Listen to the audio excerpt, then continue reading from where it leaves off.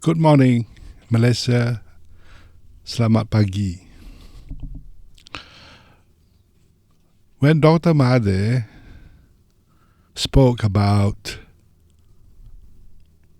the loss of Malay power,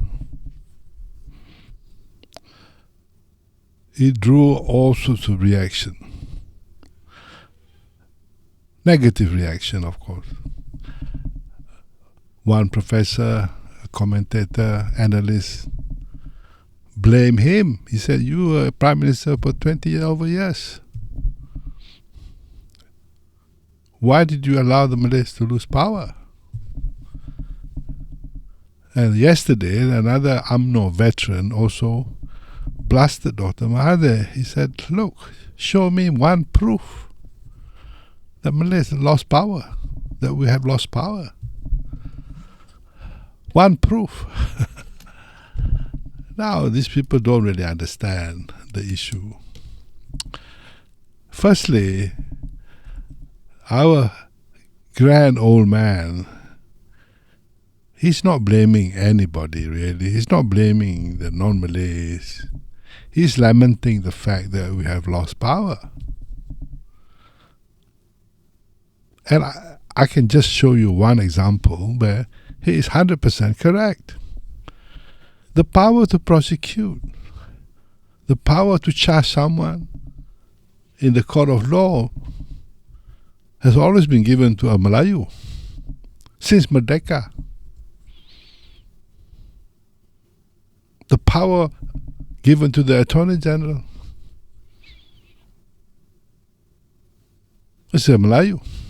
But today that power is quite useless, I think, quite meaningless. In the sense that you don't even know why certain power is exercised in a certain way. You don't know why this case is withdrawn, these charges drop, and the other cases are not dropped. You don't know why this case is charged in this fashion, under this provision. You see, he is absolutely not answerable to anyone, except to one person, we all know who. And he's also not accountable. You see, if you are an Attorney General in England, for example, and you have broad powers of discretion to charge or not to charge, you sit in Parliament, you explain your decision, you are accountable.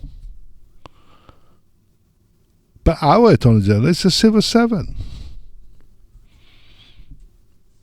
He just has to be nice to the Prime Minister. He might get rewarded, I don't know.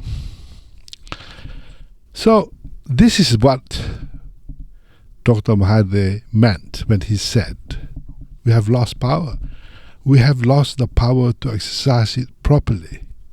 We have lost the power to do good for the community, for society, for the country. We have lost it. We have formal power, yes.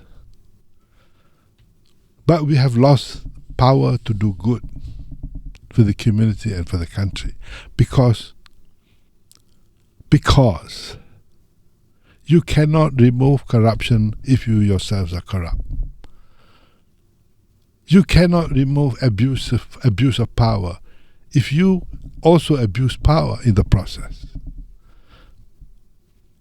You cannot make our officers, our top civil servants, our senior leaders accountable to the community, to the public.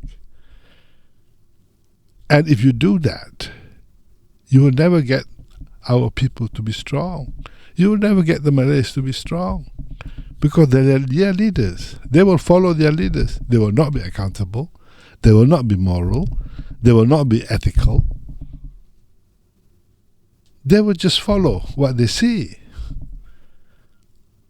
So the Malays have formal power, yes, but it's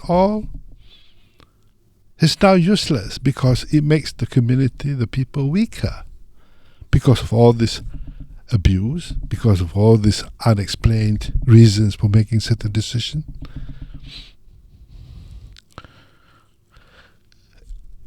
Okay, let me just summarize to you, okay? If you want the Malays to have real power, if the Malays want real power, they have to start behaving like a moral person, like a moral leader. If you abandon ethics and morality and right and wrong, of what good is your power to the country? Of what good? And this is where I think the issue of loss of power must be seen in that context. The loss of the ability to use power in the meaningful way for the purpose that we all here in this world to do good for the country and for the people that we serve. If you are not able to do that, then your power is meaningless. Thank you.